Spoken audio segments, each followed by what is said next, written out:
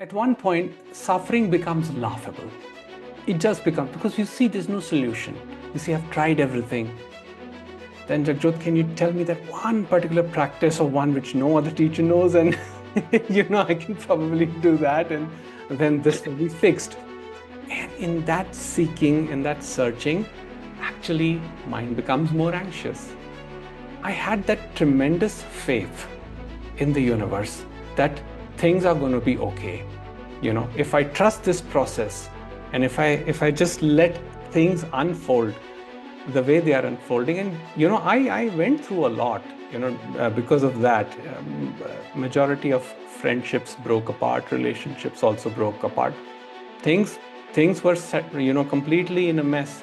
So my life has been actually quite challenging, not for myself personally, but for people around me, because they were seeing that, they had declared that, this person is depressed, and I wasn't talking or writing at that time. So I was actually literally doing nothing. I mean, I've had some fun time also in the corporate world. It's not like it was all black, I had some good time there. And oh man, I, did some rough things over there too, which I'm not very proud of, but, I enjoyed them. Ramesh would say, it is a joke. And that would make me angry sometimes. So, this is my life's tragedy and you're calling it a joke. But you see, I now see his perspective was much wider than mine at that time. And it takes a lot of courage to put yourself on video, know you're being recorded, and know that you're going to put it on YouTube. It takes a hell of a lot of courage. Yeah. And I do that deliberately to make you uncomfortable. well, you are succeeding. You are wildly succeeding, because that is a shift for me. Thank you.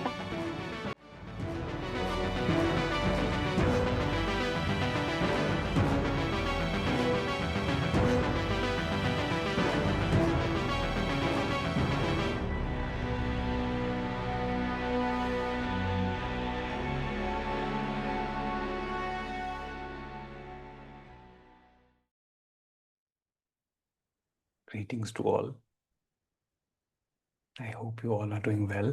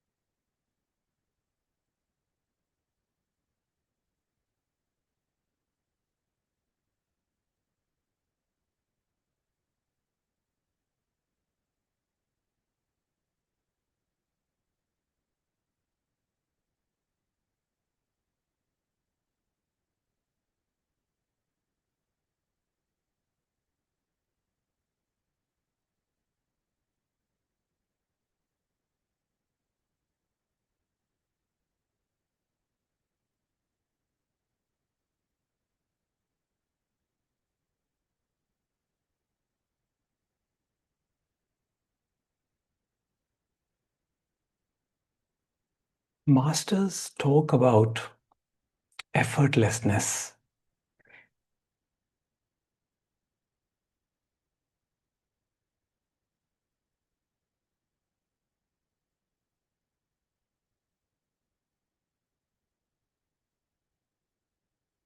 Which is something quite hard to comprehend intellectually.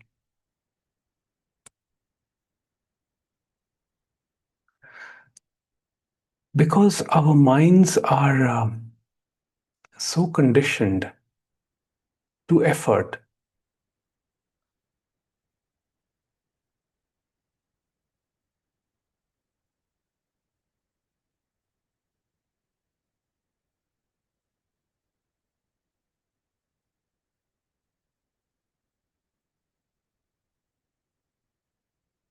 We have been taught that if you make effort,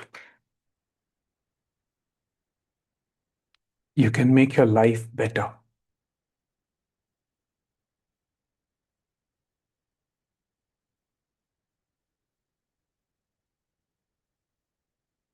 You can improve your circumstances. You can overcome challenges, hurdles.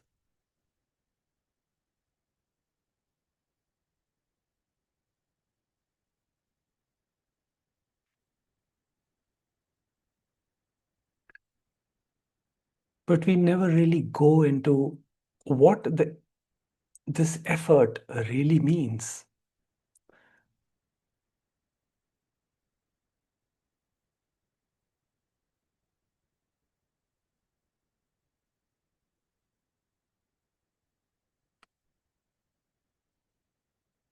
As I was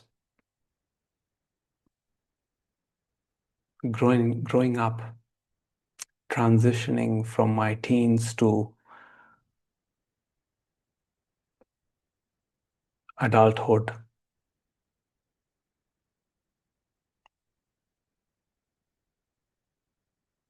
a young man full of enthusiasm, full of hormones, full of excitement,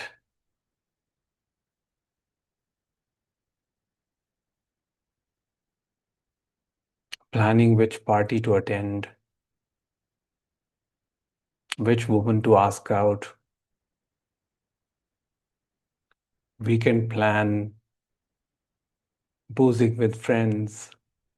Yeah, I did it all.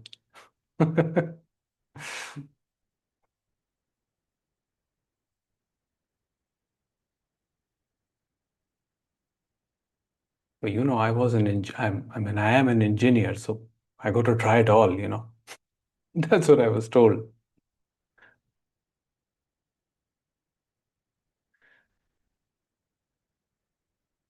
So effort to me was very simple. Put in force and achieve result. Perfect equation, works beautifully. You put in force into anything,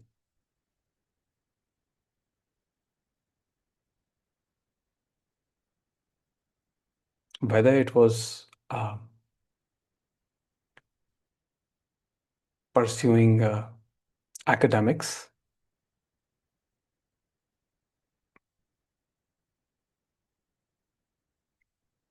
or it was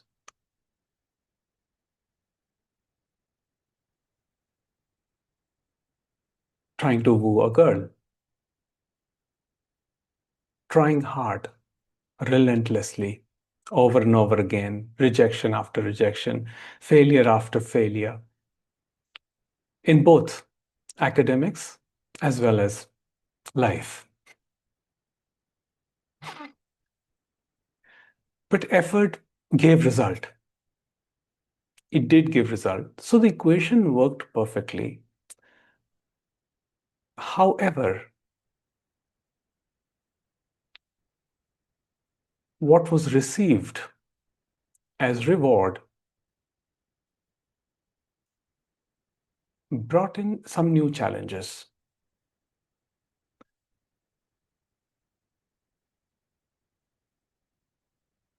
So when you do well in academics,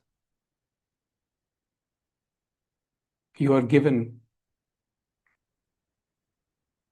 more books, more material to study, bigger challenges, bigger grades. Similarly, with relationship, once I was in one, challenges came. All right, you are in a relationship, now what?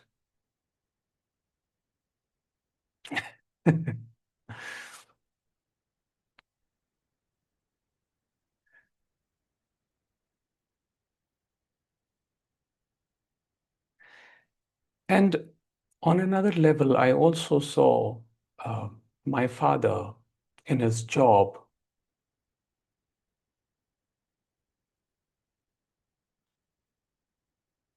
where, from all my uncles and my relatives, I heard that he had worked very hard to achieve a position, to attain a position in the government as an officer.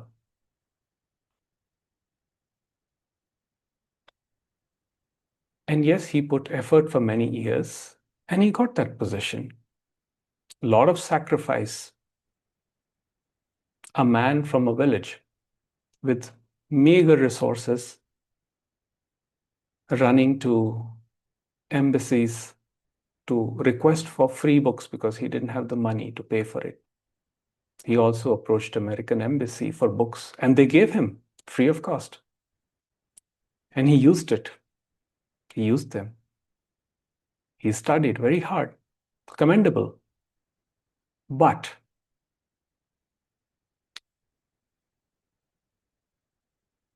when he got the job, he understood the futility of effort because that effort came with a reward, which came with additional challenges. Now he had to deal with rough politicians, mafia, all sorts of people.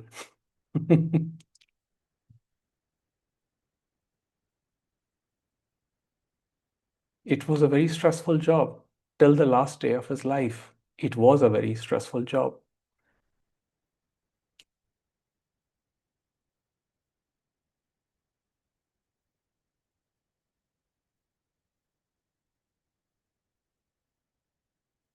So, what is effort?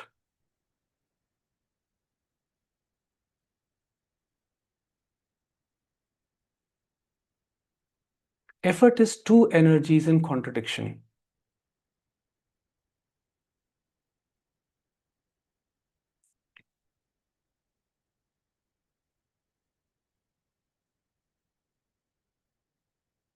I may say that I want to be this and this. I want to be like this or like that.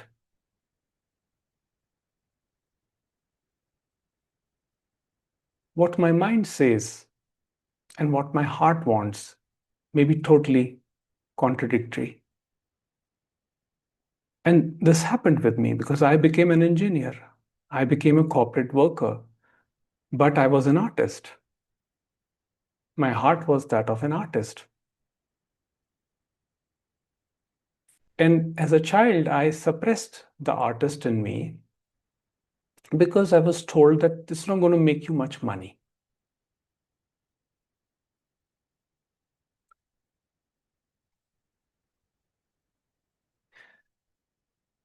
But the artist would come out,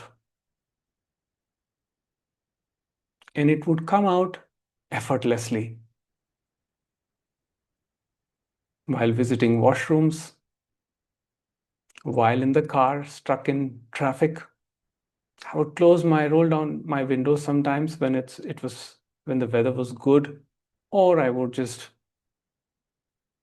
close everything, switch on the AC on full blast, and just sing to my heart's content with full volume to the amusement of passers-by who were giving stares. But I never cared. That was effortless because there wasn't any contradiction. It was very natural. There was no me. There was just this longing, this energy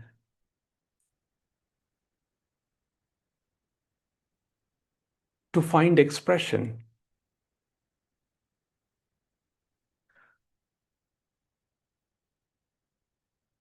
Now, to hit the right notes while singing, I had to modulate my voice in different ways. So the force was there.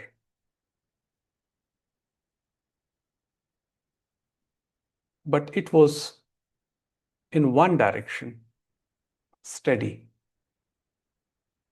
There was no concern whether I'm singing good or bad or what other people are thinking.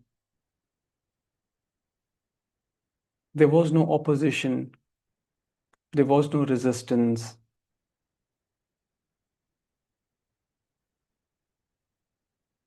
Whereas when I would go to my office in the morning, I literally had to drag myself to my cubicle.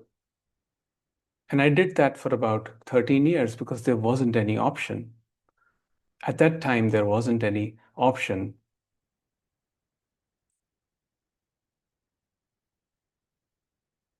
So that was effort.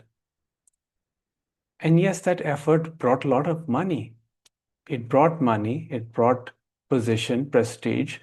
Family was happy, friends were happy, they liked hanging out. But then this crack happened like a lightning.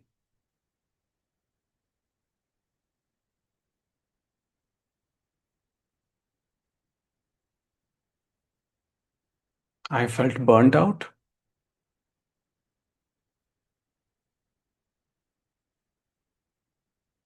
I felt exhausted. And I was in severe depression.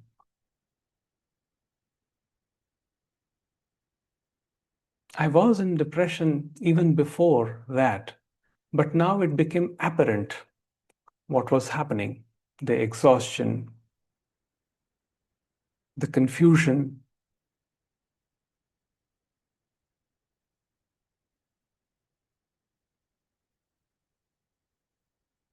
I tasted something amazing.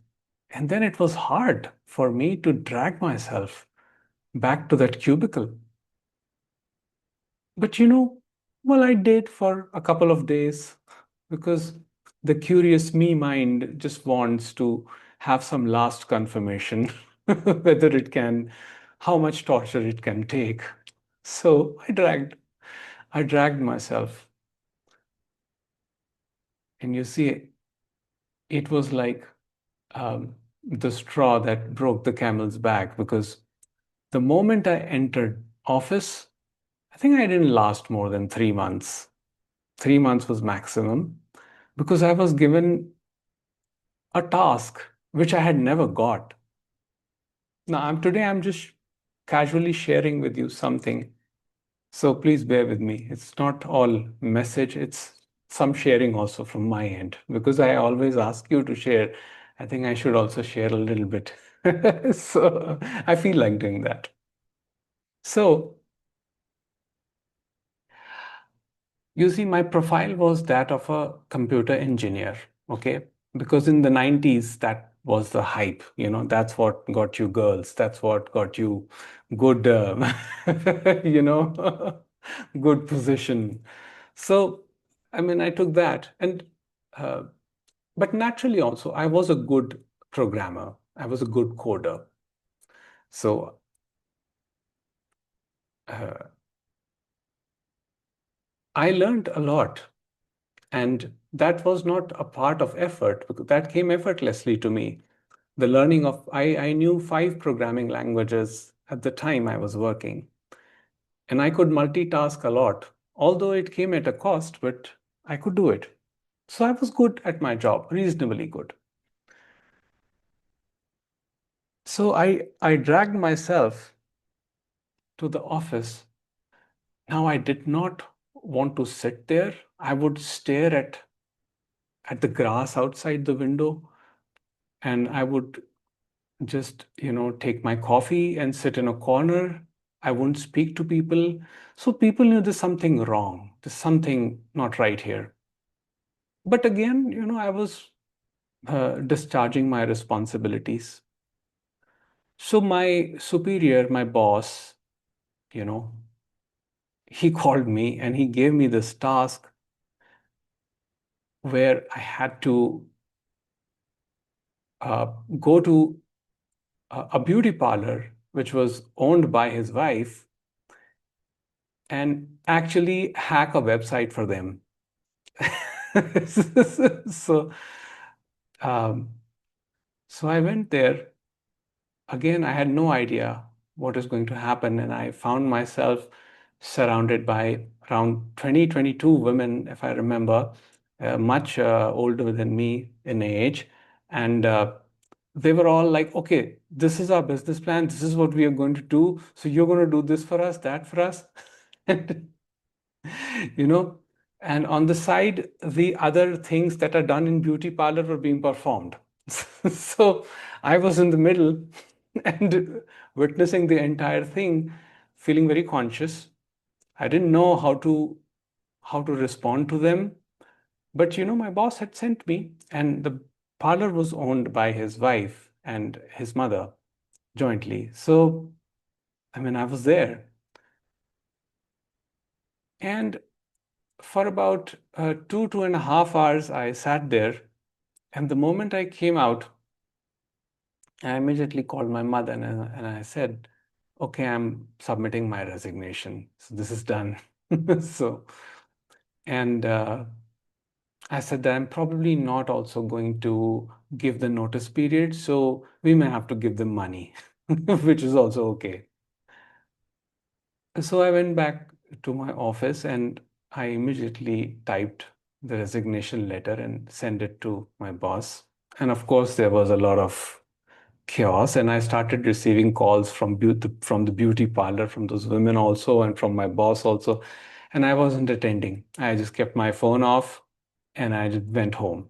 Okay, this has been me always, very irresponsible, very irresponsible. Just, you know, I would always quit jobs like this. I never ever served a notice period ever.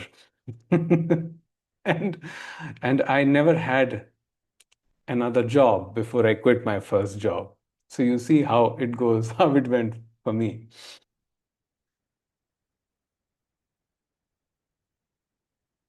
So, I mean, when my father was there, he would give me an earful every time I left a job, and I would quietly listen. And then in the evening, he would say, okay, no problem, come home, we'll have beer together.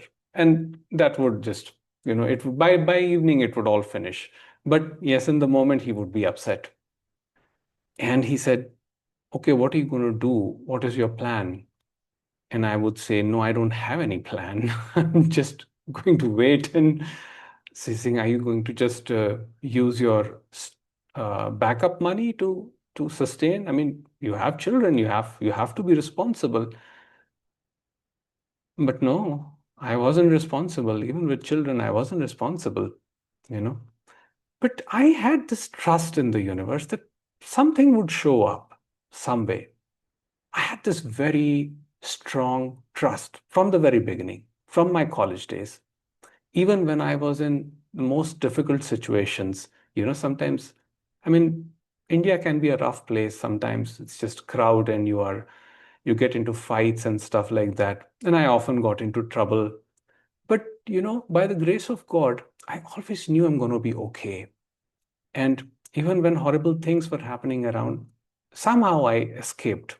I was, I don't know, somehow I had this confidence that it's just going to be okay. It will be taken care of.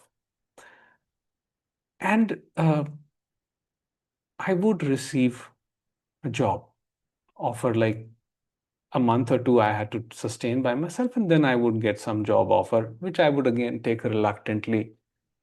And I knew then now it's going to be this same routine, same set, but at least, the environment changed.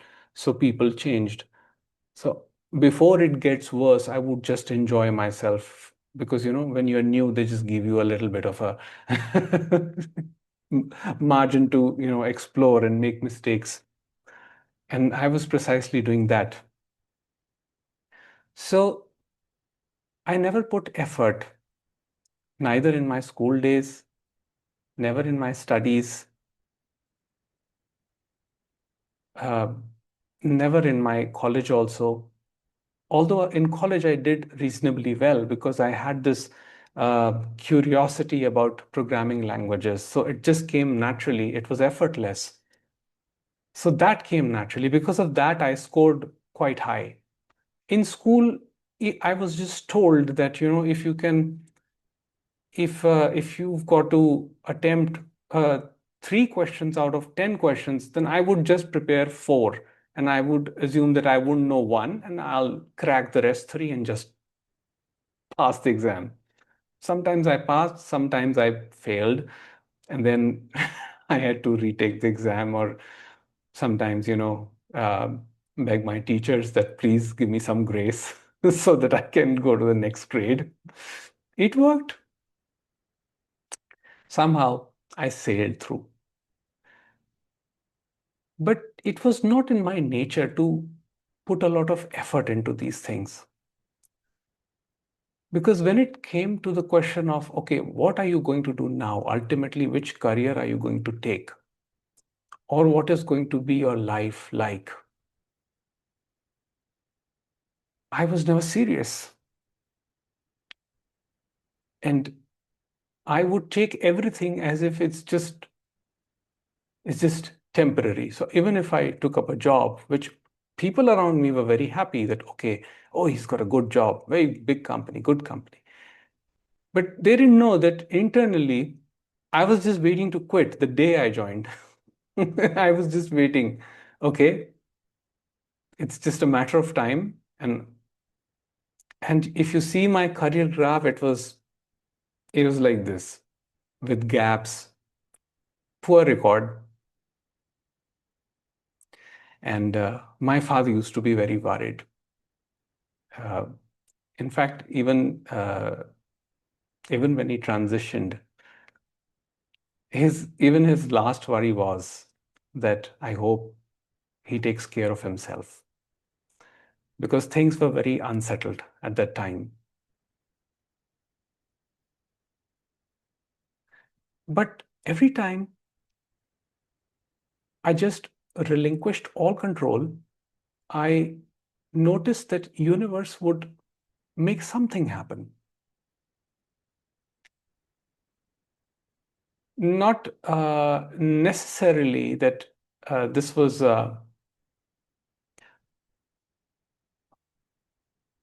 not necessarily this was very appealing at the time, but um, something wonderful would happen. Some project would flourish and bring in some resources. And then I had my children, most wonderful moments, amazing time I had with them, and spent a lot of time, because most of the time I was at home. So I spent a lot of time with my kids. Well, now they are teenagers, so they are they're on their own right now. So, but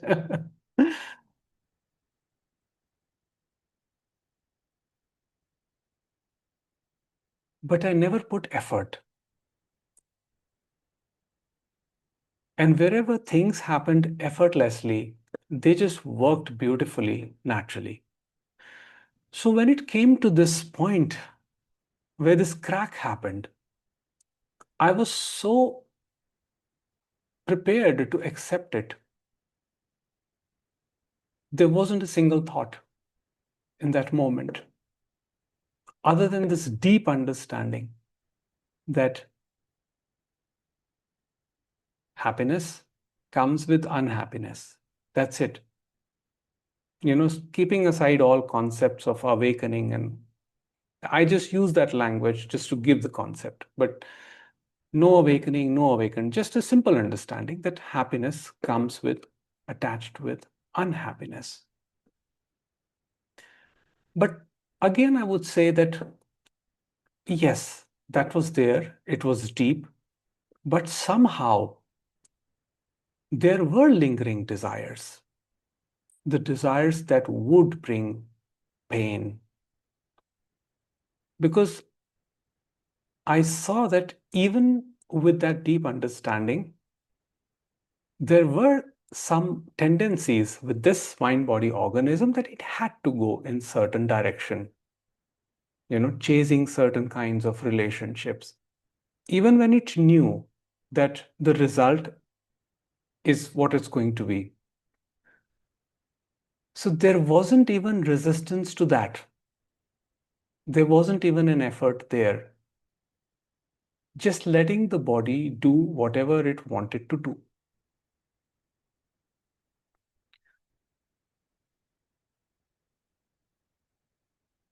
If a desire came, I would let it flow.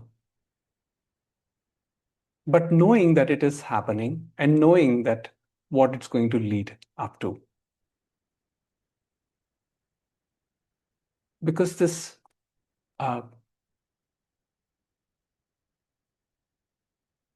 there wasn't this need to protect myself at all. I mean, it went on to this extreme that if the organism breaks, it breaks. If it disintegrates, it disintegrates.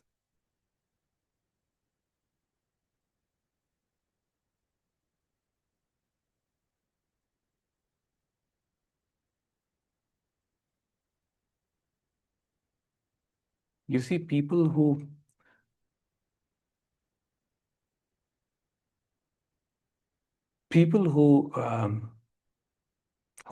I would say are lucky and get this crack are not very easy to be around. And I certainly am not very easy to be around because I'm telling you, even right now, I make messes. I'm a messy man. I make messes. The only difference is I can laugh at my mess. That's the difference. While others are worried, trying to work solutions, I'm just sitting here and smiling and doing satsang with you all.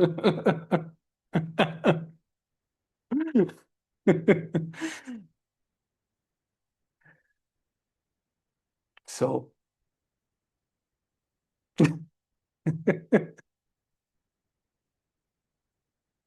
because that capacity to think or to stay with suffering, it's not in this organism here anymore. Feelings do arise, but effort never arises. Feelings arises, sensation arises, every kind, without exception. But the stickiness is gone.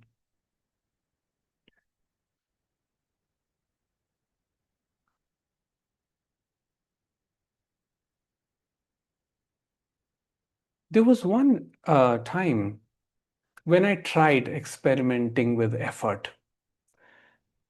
And that was after my father's death, when I was going deep into the,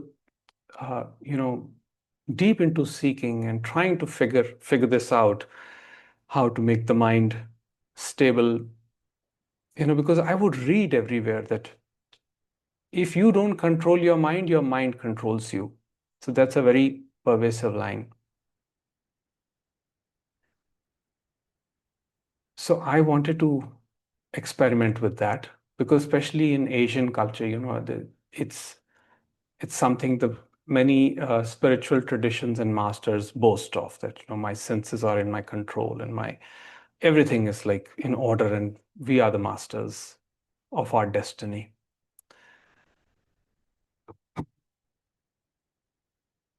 So I tried hard meditation, sitting in crisscross posture. Now, my mind learned that skill because I was putting effort. So this is what the mind does. When you put effort, it starts learning. So first 10 minutes, 15 minutes, then 1 hour, then 2 hours, then 3 hours, 3.5, 4 hours, until people started getting worried what's happening inside. They were convinced that I'm probably watching something on the smartphone. What I would do is I would put some sort of a music on my earphone, which I had to do because there was so much construction going on. And at that time, I wasn't a fan of meditating on construction noise. So I put an earphone to block the noise. And I would put something like some meditation music or binaural beats or, all that stuff that you have. And well, of course, I didn't have the money to buy subscription. So the advertisements would pop up and sometimes they would jolt. That would happen too. So, but it was still better than the construction noise that was around or the cars honking, which is very common in India and Delhi. But yes, people around were starting to get worried. I mean, they had concluded that this is severe depression, this needs therapy, this needs treatment. And I did that for them, you know. But slowly I realized that uh, through effort, I could train the mind. And mind got this idea that, okay, this is in control now. But that mind hadn't gone somewhere. It was just sitting there, like a tiger, waiting for the right opportunity. And there would be swift movements, and anytime something would come up, it would just unleash. So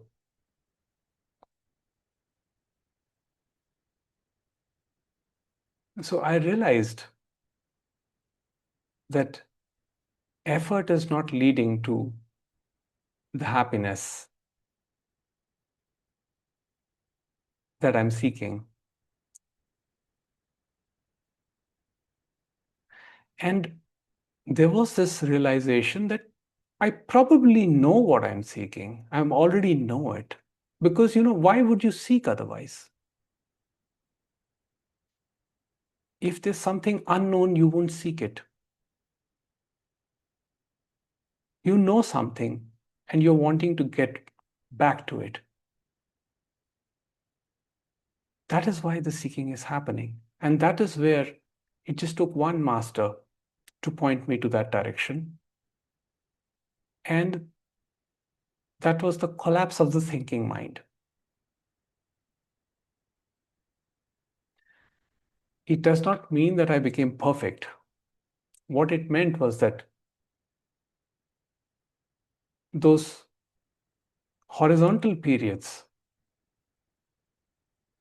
are now free space in which meditation happens all the time.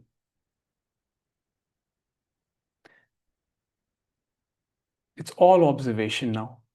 And that observation is completely effortless, not wanting any results, not wanting any direction, not wanting any security,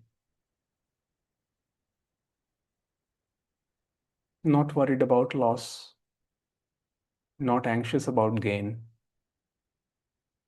It's in this. The part of the organism with its programming comes up every now and then with the emotional highs, lows. Every now and then it would come up. It still comes up.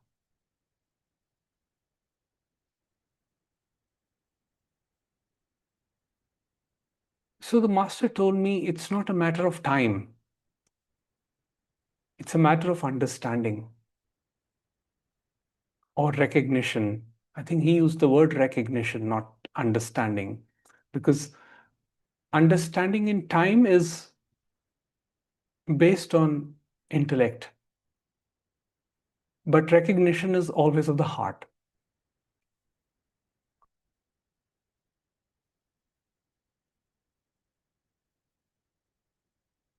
So this journey from the intellectual realization of the concept to the heart, to the opening up of the heart, which you can call awakening, deliverance, or whatever you want to call it.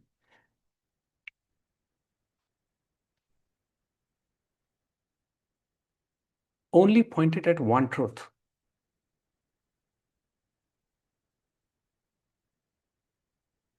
That effortlessness is your most natural state.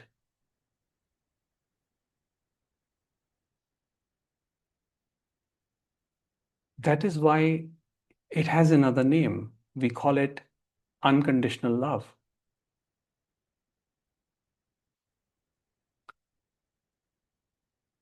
It does not require the presence of a separate subject. It stands by itself. In this effortlessness or spaciousness, there is a tremendous opportunity for art, for storytelling, for vulnerability, for sharing,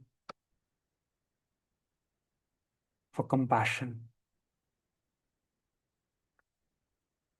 not based on conditions.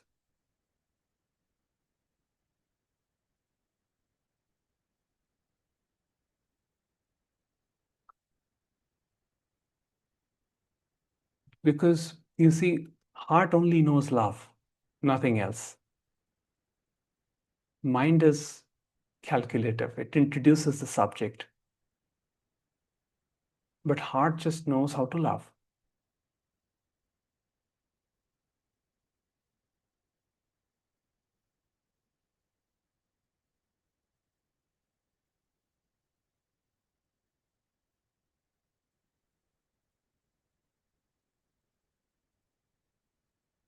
All right, I think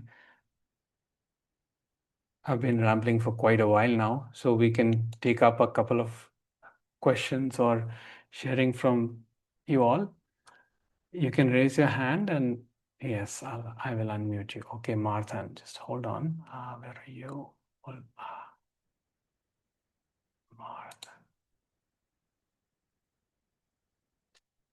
Yes, Marty. Hi. Oh, Hi. good. You remembered my name. Yeah. Thank you so much for this subject today. And I always enjoy listening to you and being in this group when I can. I can't always make it, but um, what's interesting, I've been weaving in and out of effort my whole life. As a young person, I like to party. I didn't care about grades or anything. And then I ended up joining the Navy. And I was in the Navy for 25 years. And while I was in the Navy, there were so many times that I wanted to get out of the Navy. It was effort to stay in, but I was happy that I did because I was able to retire at age 44 with a full pension and with all medical benefits. So there are times that sometimes it's worth sticking out. But again, this brings it into security. Oh my gosh. But I'm really happy I did because today, now almost at 70, I'm very, very comfortable. I do want to say this. I went from the East Coast of the United States to California after I retired from the Navy. I applied for a job in San Jose, California, where I was going to make almost $200,000 a year. This was back in 2007. Mhm. I turned it down. Mhm. My mother in Connecticut, it was aghast that I could do this. Oh my God, you're almost 50. You're never going to get a job like this again. This is crime. I would have been great at it, though. I know I would have been fantastic at this job, but it was the same thing. Going to work at Yeah. 6 in the morning, working your ass off and having to deal with people every minute of the day. I ended up Yeah. starting a pet sitting business. I always loved animals. Yeah. That was completely effortless. Exactly. It was fun. It was like playing. I got to meet new people, and then I never had to see them again. After I get the keys to their house and I got their pets, I would just come and go with all these different people, and it paid for my way in California. It even I say, but effort. There's effort in there too because I kept packing money away because it was so much less that I was making I could have made. So I had to really be careful with my money. But yeah, I did that for 18 years. And then, so anyway, but I think what I'm trying to say is I hear what you're saying. I don't think I could be completely effortless all the time. I'd like to be, and I'm more that way now because I have very little responsibility. I don't have a partner. I don't have a pet. I don't have parents. I pretty much have a really easy life right now. but I know that could change. I'm getting older, but I think I'm in the best spot where I'm very effortless now. Yeah. Um, but I do kind of weave in and out of, Yeah. Yeah. I don't know if it's possible to be effortless all the time, though. Is it really something that's possible? Marty, look, you are completely effortless. This is completely effortless. So, yes, the concern about, okay, making things work and a little bit worry about the finances and this and that, that is not effort. That is your working mind planning. Okay, because yeah, that is just the situation and the working mind planning. Effort is way more deeper. Effort is tied to identity, identity Mm, like, okay, I am this, I have worked in the Navy and I have been offered this money, this position, For example, in my case, I was a project manager in a big company. So when I started writing, there was this conflict, major conflict, you know, that how can I just go from there, earning, well, in my case, it wasn't so much money. I mean, this country's it's a little yeah, different. yeah, So, yeah. but even compared to my peers, I was doing quite well. And then I had to come back to writing. So what I would do, I remember initial days, I would just sit, stare at blank page for hours. That was effort. Why? Because there was an identification tie-up. I was this project manager. Now I'm this writer that nobody knows about, who's not even written a single book, you know? So that gap is the Mm, effort. With okay. you, I practice. When you say your mom, uh, getting worried about, I can hear my father too. Saying the same thing. My God, how can you quit that job? That was so beautiful. That was such a great job. You know. My the tendencies were actually, even today, even now, sometimes, I get concerned. Okay, I have received less donations. That means I need to go to a smaller cafe and, take a desi coffee instead of a better coffee. So I would actually sit somewhere where I can get a little bit of air conditioning because it's very humid here right now. And most of the time there's no electricity. So if I can get like, 1 hour or 2 hour in a cafe, which can actually serve me a decent coffee, which comes in my budget, I have to plan all those things. That's not effort. That's beauty. That's the beauty of that is the single Mm, pointed net J. Krishnamurti is mm, talking about. mm, So from what I see, you already have actually left back effort long back. Effort is all tied to your identification. You have a memory of it. And I'm sure there are beautiful mm, memories of, being in the Navy, being in the corporate world. I mean, I've had some fun time also in the corporate world. It's not like it was all black, I had some good time there. And oh man, I, did some rough things over there too, which I'm not very proud of, but, I enjoyed them, mm, all rascality. So mm. that's what I talk about. This is the practical mind. The planning mind is not the effort mind. So I think you've done pretty well, and you're doing pretty well right now too. Thank you. I just yeah, I think it was doing the pet sitting thing that cracked me Yeah. open. It was at that time when I was 47 that I said I'm going to do something completely different that isn't acceptable by my East Coast, Northeast colonial upbringing. That I was completely different. Stop shaving the legs, stop like dressing up and doing nail polish and all that stuff. Yeah. Completely shifted my entire life. Yeah. Anyway, I Yeah. appreciate this talk and thank you for letting me share. Absolutely. Absolutely. Thank you for sharing that wonderful story. Thank you so much. All right.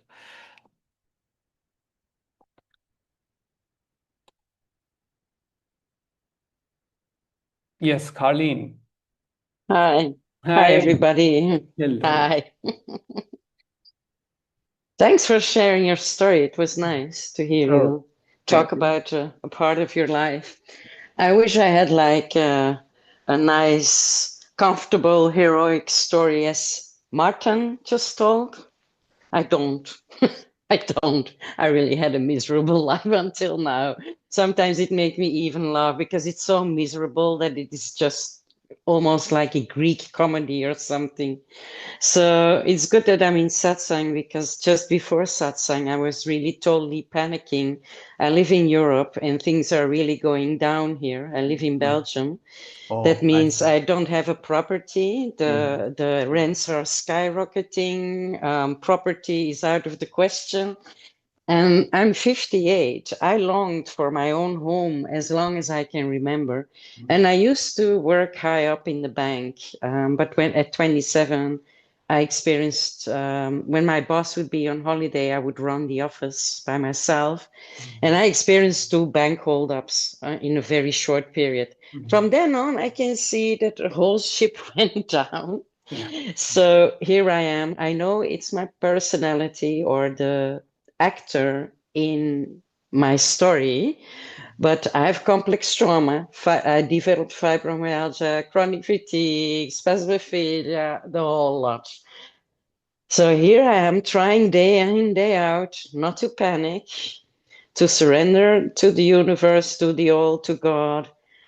But man, it's hard. And it's hard to be effortless in that sense. I don't do a lot. I think maybe it's depression, maybe it's lethargy, maybe I gave up, I don't know. But I do notice since lockdown, it was like total collapse. And at least I would have liked to have some heroic benefit of it or something. Like, well, I went through years of suffering, but now I finally am enlightened. You get what I mean, you know? It's like, yeah, there is The Lord nothing. should It's now getting, listen and yeah, respond to my suffering with some yes. relief. Yes, give me at least I want to trust you, but you got to give me something. Then I can trust you. So I don't know where to go from here because it's not easy to turn off the panic Yeah. or the thinking about I'm alone. I don't have kids. I'm on my own. So it's like, man, the reincarnation that I chose in a way. Never again. Any help, any word of encouragement. And I can laugh also a little bit with my misery. So, yeah. Well, that's the beginning. You see, that's an amazing thing. The when we start understanding the nature of this crack that happens, laughter comes out. It starts to come because what are you going to do? At one point, suffering becomes laughable. It just becomes because you see there's no solution. You see, I've tried everything. I'll share a story with you. So I was experiencing quite a hard time, financially, in relationships. And my parents used to be worried, you know. My mother is here, she knows, she's listening. So, so uh, um, someone close to me actually took me to an astrologer and got my charts examined. And, they came up with this concept that, oh, he's going through Sade Sati. So Sade Sati is a concept in Hinduism which says that 7.5 years of pure suffering, pure suffering. And then they said that by the time he's touching 40, he'll start to see some improvement, and then there will be money, and then there will be, he will rise and he will shine, and all that story. So this person was very happy for me. And of course, I was just doing my work and busy in my own world of anxiety, lot of anxiety, because deadlines and this and that, and living in a very chaotic city like Delhi, where you don't get a rest even for a minute. I mean, even if you take out a car for a ride for like just to the next block, somebody's going to honk, somebody's going to be, it's known to be an aggressive place. So, you know, I would be sitting and I would be complaining and I would be sometimes be very angry, you know. And but you know, time passed and eventually I hit 40. And then actually things started going even more downhill instead of actually getting better. So this person, they said, okay, let's go to the astrologer again. So he actually went to the astrologer again. And again, he just, you know, he saw my hand and then examined my chart. And he said, I'm going to get back after a week. Then he, I don't know, he did some analysis. And so when we went there again, after a week, he had some rings and some malas for me. And he said, okay, he has to wear this. But then this person, you know, my loved one, they asked, okay, but what's the problem? Like, why is it going downhill? He said, okay, you see, it's the first round of Sadhisati. This is now the second round of Sadhisati that has actually started. So 7.5 years more. So, and so it's the planet's position, the Jupiter. I don't know anything about astrology. And, you know, if there are any astrologers here, you know, I don't know anything. But the thing is, the, the tragedy would come, and all I could do was laugh at the tragedy. Okay, so, you know, round one finished, now second round. What are you going to do? So I would say, you know, if this moment gives an opportunity to laugh at our mistakes, mess up, you know, I can use a more engaged word, but I want to keep the language. Yes. So I would say mess Clean. ups. Clean, yes. So, you know, my daughter could be watching this. So, you know, I would be keep it clean. So, you know, at one point, when you start laughing, and Ramesh would say, it is a joke. And that would make me angry sometimes. So, this is my life's tragedy, and you're calling it a joke. But you see, I now see his perspective was much wider than mine at that time. Because now I'm free. I'm very free. At that time, I wasn't free. I was putting in a lot of effort. And sometimes it is just destined that we put effort and we keep on experiencing the same suffering over and over again. But the moment we start laughing, the crack has already happened. That's how we know we can laugh at it. You don't take it that seriously.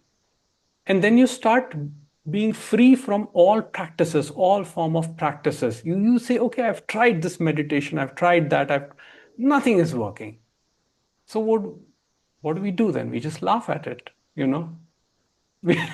So that's it. Thank you. I haven't reached that point yet, though. I'm still suffer a lot, but I do understand that something really needs to change in my perspective, because this heaviness that is already lasting 30 years, it's really not good. And it's not that I'm, you know, people go like, yeah, just think positively. I just want to hurt them if they say things like that. It's Yes. it's like, man, it's not that simple, because it comes from deep and it's trauma and blah, blah, blah.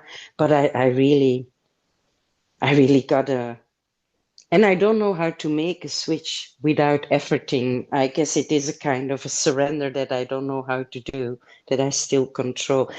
I have apparently not a low IQ, so that doesn't help. That that in controlling and figuring out. But anyway, it's good for me that I was here, because you are all here in the satsang and could have a small laugh with my misery. So yeah, thank you for that. Thank you all for that. Thank you. Thank you for that sharing.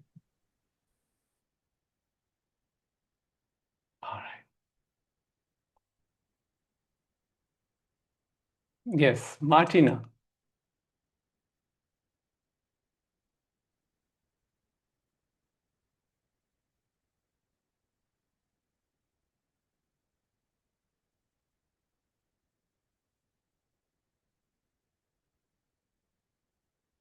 Martina, is your volume, I think your volume is muted.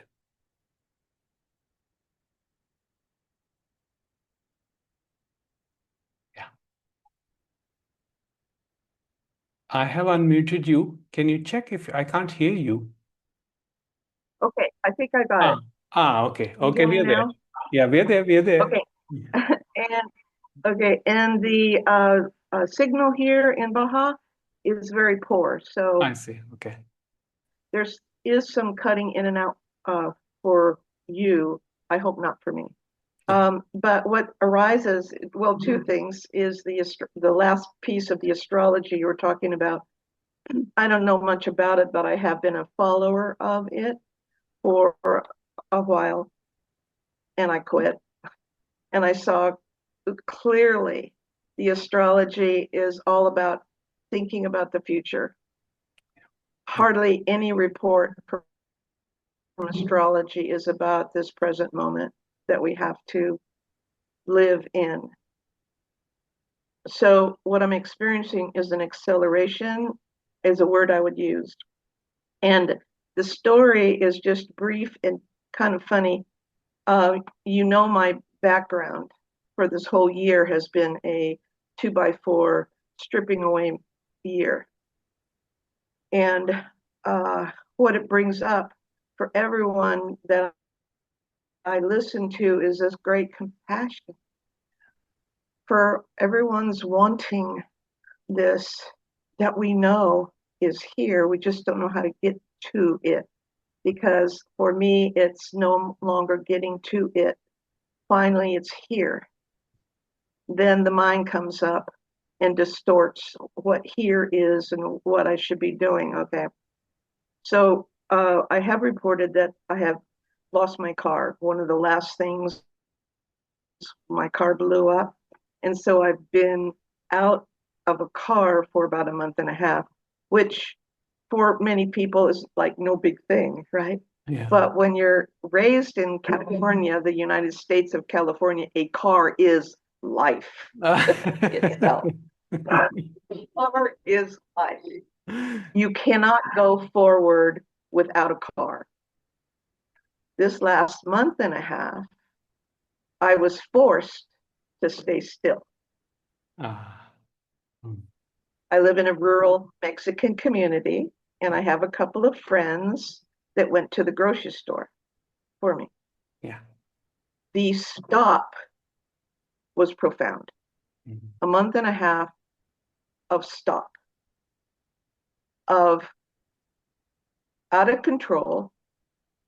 So what is there here right now? Yeah. That's what I went through this last month and a half. Profound. Then I felt free. Yeah. I had no car. I had nothing to do. There was no place to go, and I'm free. Yeah. Then my friend, an adopted Mexican young man, as a grandchild, I adopted him. He says, I found a car for you in Ensenada. So Ensenada is a big city, right? Yeah. It can't compete with India, but it is crazy. Big Mexican are crazy. Yeah. Lots of cars and no one stops at stop signs. And yeah, I went, oh, a car. Oh, that will take care of all my problems. Now I don't have to rely on other people. Yeah. I don't have to receive from other people. Yeah. I can just get in my car and do things. So he takes me on this journey, and I can tell you at this age, I don't like the kind of journey anymore. I would really rather be quiet at home. Yeah. But I get in his car and we go into Ensenada to look at this car. Now, my friends are so excited for me. You can have a car. Yes. Wow. Wonderful. I get the car, drive it home. It's very sweet. The driving was very sweet. Mm.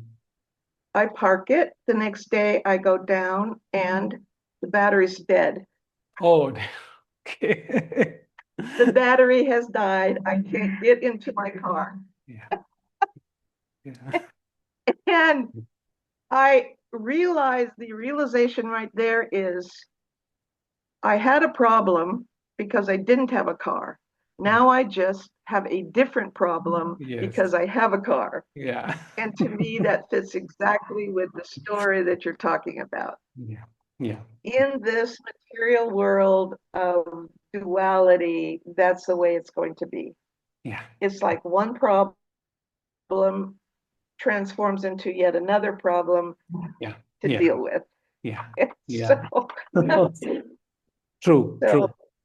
beautiful, So beautiful. And I really appreciate your story. You are a really good storyteller. I appreciate it. thank you so much. Thank you. All right. We'll take two more questions and then we'll conclude. Rin, I'll come to you. First, let's take Rochelle. Then I'll come to you.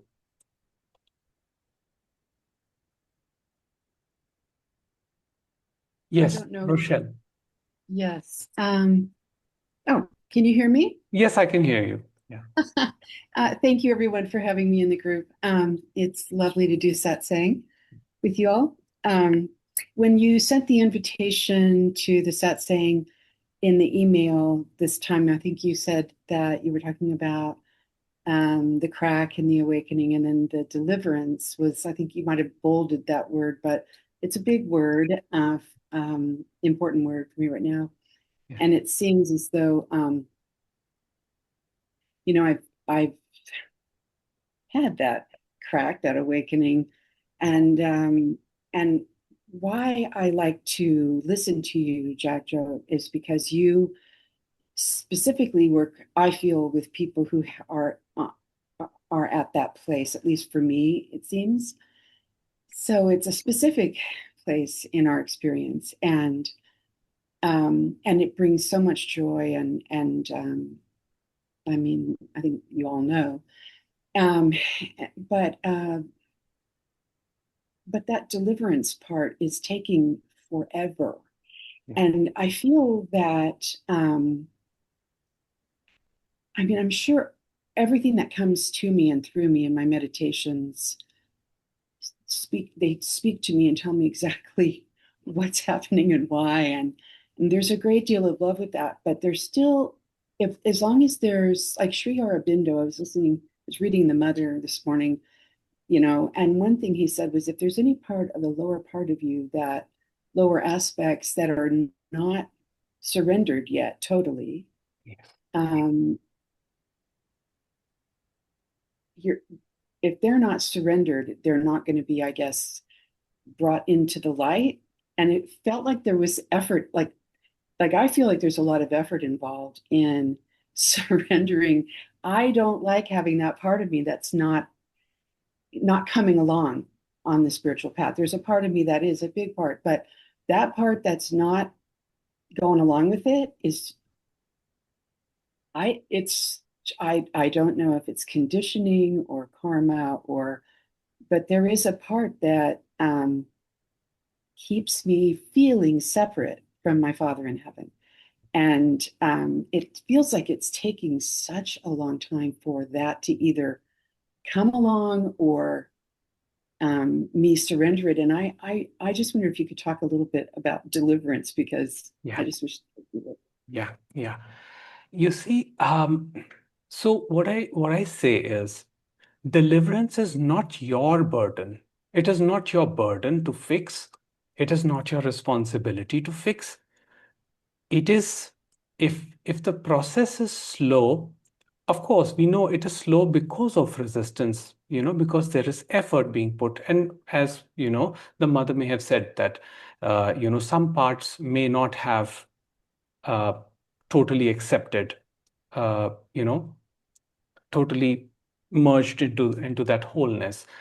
But you see, we didn't create those parts. So we can't be held responsible for those parts. The most ancient teaching, which is the Ashtavakra Gita, and I plan to give a discourse on that here in probably after a couple of months.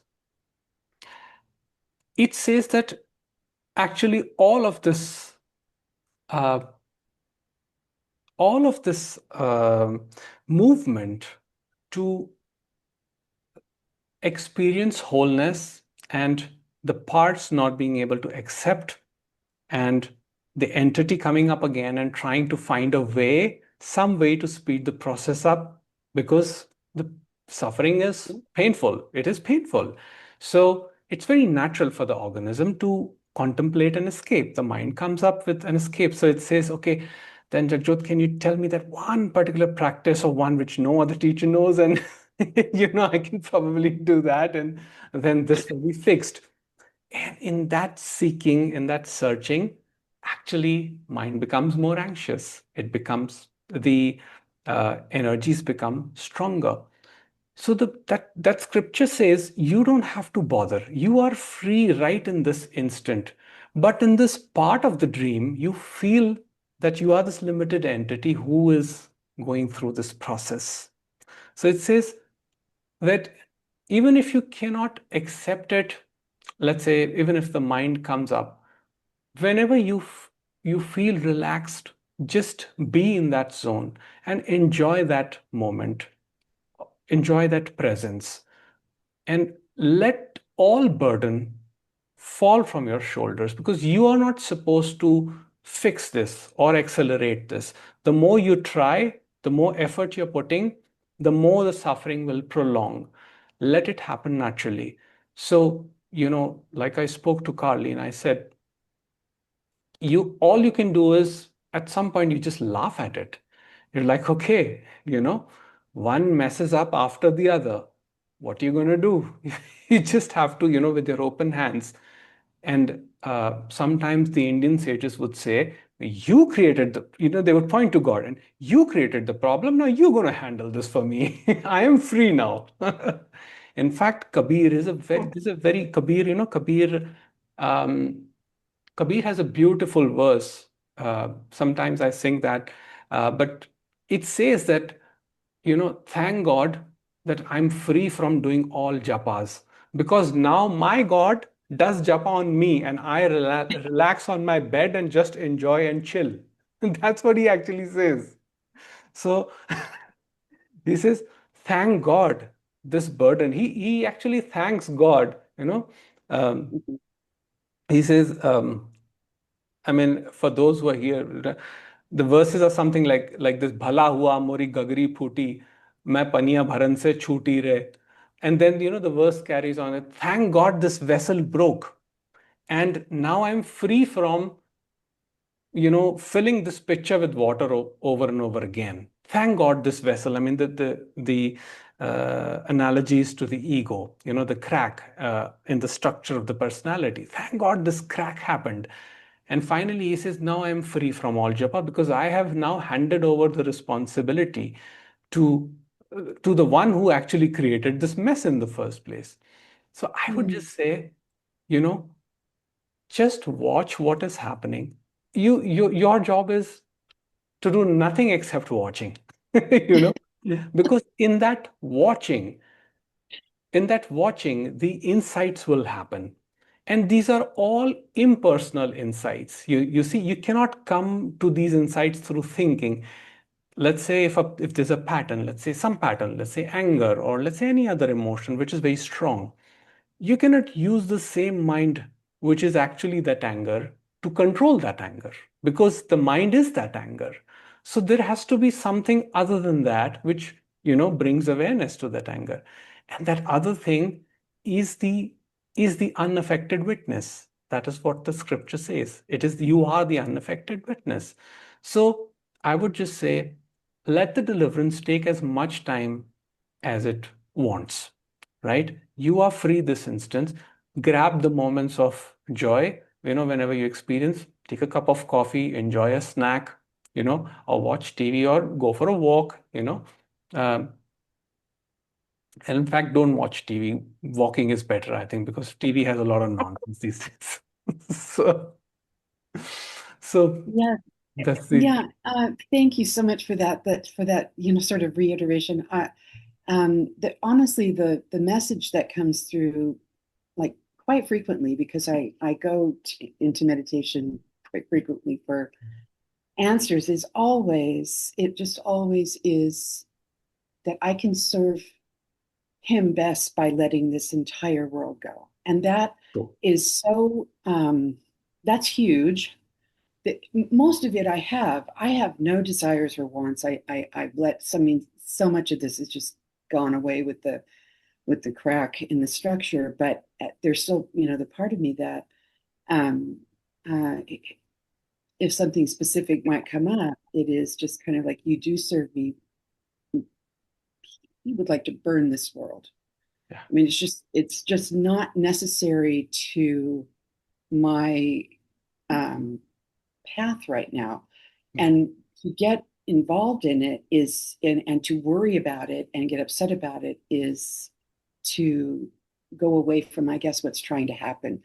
And it just seems to be a big order of the day. But I think maybe over time, with that velvet hammer over and over, let it go, let it go, let it go, because maybe this is my deliverance. So I thank you very much. True. All right. Thank you. Thank you for sharing. All right. We'll take last question from Rin, and then we'll conclude for today. Yes, Rin. Thank you. See if I can get my video on here. I am reminded in your talk and listening to everyone of something I've read before. Before enlightenment, chop wood and carry water. Yeah. And after enlightenment, chop wood and carry water. Yeah. So what changes? And it is, I think someone has already said it today, it's the expansion of perspective. You said it, Jagjot, that it is the widening of the lens. Yeah. So, and in the last couple of satsangs, it's also really struck me that the suffering that we share, the challenges that we're all sharing with one another is, dare I say, is the gift. Yeah. That is the crack. The crack is the path. Exactly. To the widening of the lens. Yeah. And to use my language, it's the death of this enormous ego that just refuses to let go of me. Yeah. And so I have started practicing when I feel the struggle coming on, to consciously go to the space where I just sit with the feeling. Yes. I don't analyze it. I don't try to figure out, why am I feeling this? What is this other person doing? What is the mirror for me to see in myself? I'm just sitting with it, acknowledging I feel frustration. I feel anger. I feel enormous grief. I feel confusion, whatever it is. That's the only label I give it. And I just try. I actually envision, I call it this thing called the dungeon emotional monster. And I imagine myself sitting with that part of me in love and in non-judgment. And I read something recently, just in the last couple of days, that was extremely profound for me. I'm going to paraphrase it, which means I'm going to distort the message a little bit. But it was essentially, I think, saying God, if you want to use that word, created all his creations, her creations, humans, to experience itself. Yes. And that's not new news. I've read that before. But this is the part that was new for me. God did that to escape the limitations of infinity. Yeah. I had never heard it put that way. And humans, so God is trying to emerge to escape the limitations of infinity by experiencing itself through humans that are trying to penetrate, they're seeking God to penetrate infinity, which kind of shifts the whole suffering perspective for me. So what I would like my question to you, and what I'd like to hear you talk about just a little bit more, is thank you again, as everyone else has said, for sharing your story. But can you talk a little bit more about that liminal space of where because you clearly at a young age had shades of a knowing, of hearing your inner self, your soul, God. Not everybody is that fortunate. Some of us are much harder of hearing. So I'd like for you to talk a little bit about the liminal space where you started to become really more conscious of that, and yet you also hear this very loud, booming, suffering voice, and how what that's like. Because a lot of the people in the spiritual growth realm talk about what it's like before and what it's like after. But I am not hearing a lot about that space that it's so hard to stay in. And Carlin, I hope I'm saying your name right. I particularly heard that in your message today. That's the place where it's really, really hard to stay with it. That's for me, that's the challenge. To stay with, it's like the faith before the works. So if you can talk a little bit about that liminal space, that would be great. So, okay. So, when you say let me just clarify. When you say liminal space, you mean the transitioning period? Are you talking about my transitioning period? Okay. So, there's an aspect which I haven't talked about as yet, which was in that time frame. So after my father passed away, I spent many years in literally isolation, 4.5 years of isolation, where I had confined myself to my terrace, and there was a small room over there, and I would spend days and sometimes even nights over there. And I just sat with everything, with all the shrieks, all the monsters, all the volume, all the irritation, all the frustration. Not a single book with me, nothing. Sometimes I would get something to read. I would read one paragraph and I would just throw it away. I would be like, okay, this is nonsense. I would just throw it away. So I knew that, the intensity of the crack was so much that there had to be a suffering over there. And I could not do a single thing. I could not even read at that time. I wasn't familiar with any Advaita teaching or any masters, not even Ramesh Balsekar at that point. I mean, I had listened to Osho as a child, little bit here and there. In India, you have this culture. I mean, people talk about spirituality, and I've been surrounded by sages and saints because I've lived in areas, and they would come and meet me, and they had interesting things to say about me. I won't get into that here, but um, I I had my intensity. The difference that I saw was that now I wouldn't call myself enlightened or anything, but my concern with the shift or the change just disappeared at some point. So carry wood, chop water before enlightenment with effort. Carry wood, chop water, no effort, no one. It's just happening. The wood is being chopped, the water is. So there is a perception shift. There is a total acceptance that this is happening and not my doing. So when I was in that isolation, where I went through all these monsters, I just refused to abandon myself at all. So I was like, so that was, what was told to Nisargadatta Maharaj by his teacher. I was following the same advice, but it just came to me. So I wasn't I hadn't read Nisargadatta Maharaj at that time, but I knew that there is something here and there is only refuge and peace. The possibility of it is only here. So I had that tremendous faith in the universe that things are going to be okay. If I trust this process and if I just let things unfold the way they are unfolding, and I went through a lot, because of that. Majority of friendships broke apart, relationships also broke apart.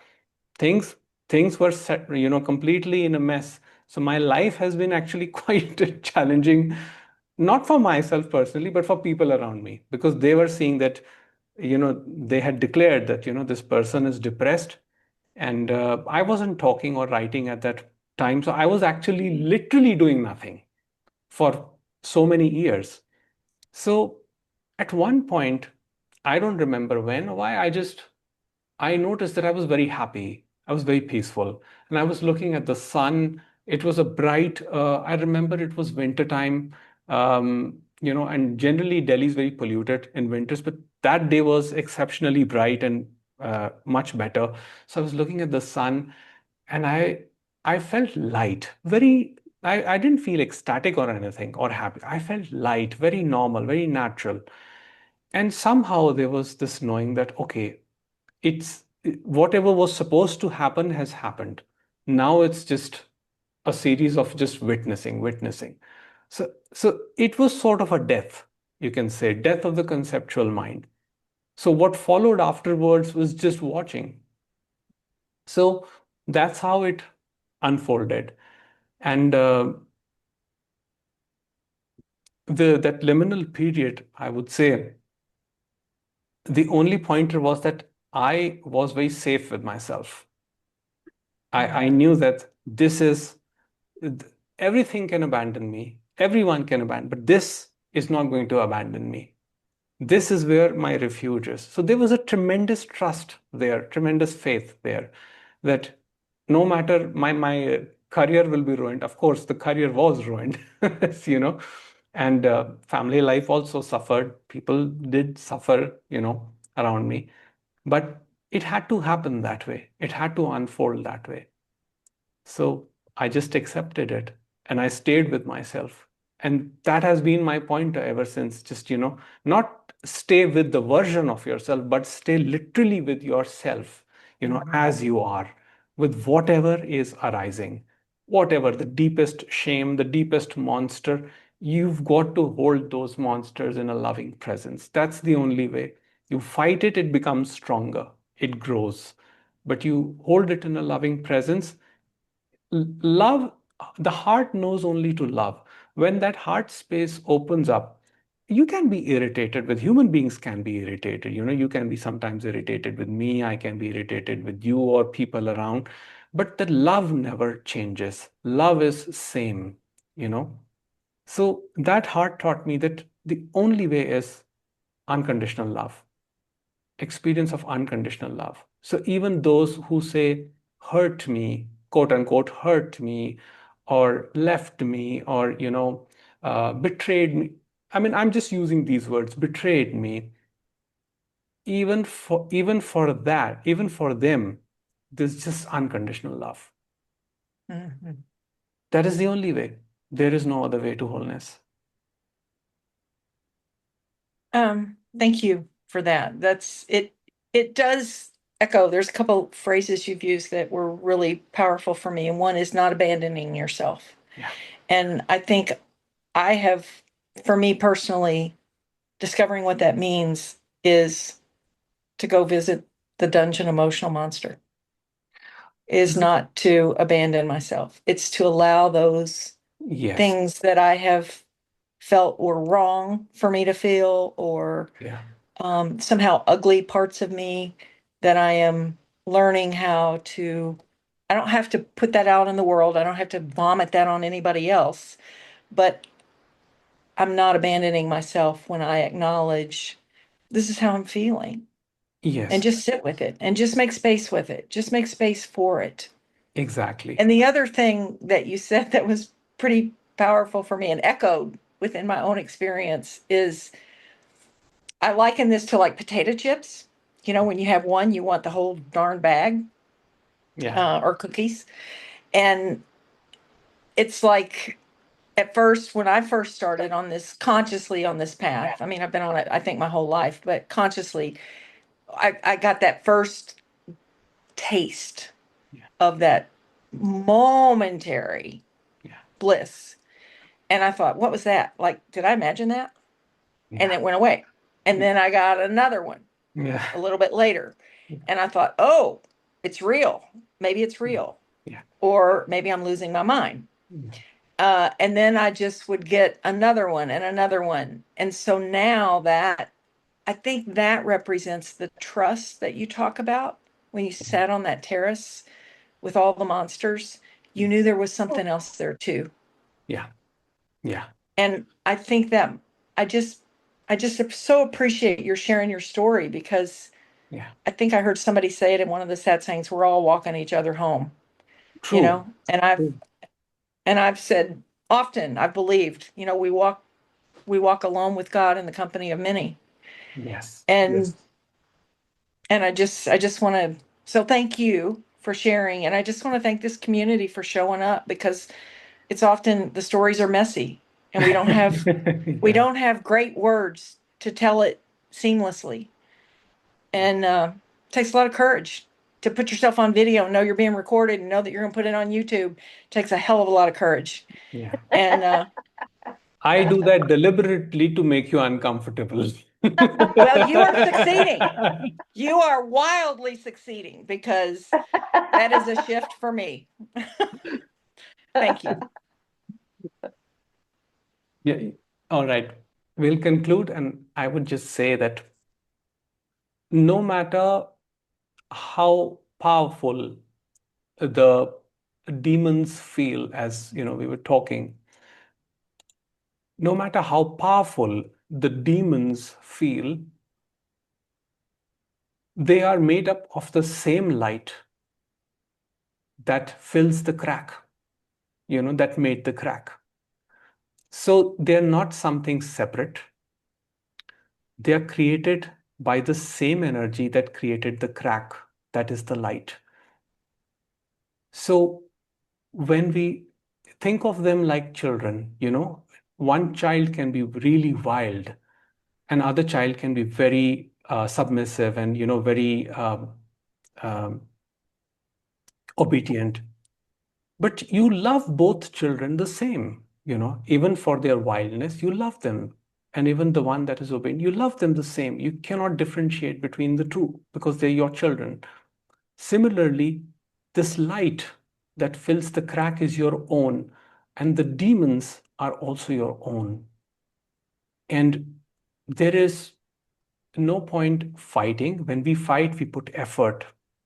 What drops as the crack widens is allowing more light to illuminate, and then you really see the beauty of these demons. Then you really, this may sound very strange, but at some point you start actually enjoying those feelings, even if it's an anxiety, a terrible anxiety, where the heart is pounding, it feels as if it's just going to pop out of the chest. You learn to enjoy that. You learn to enjoy that, and you can hold it in a loving presence, and you're like, okay, I see, I see. Because there's no fear of death. Ultimately, it's all tied to the fear of death. So, you know, with those last words, I would like to conclude for today. And thank you all for being here, and for, you know, we are all the same light. So we're just taking each other home, as Rin said. Satsang, in the company of truth. Sat means truth. Sang means company. And for those who don't know, actually, my full name is Jagjot Singh Sangha. That's my full name, although I don't use that much because it's tied to my village name. But we are all in the company of truth. Thank you. Take care. And we will meet again soon.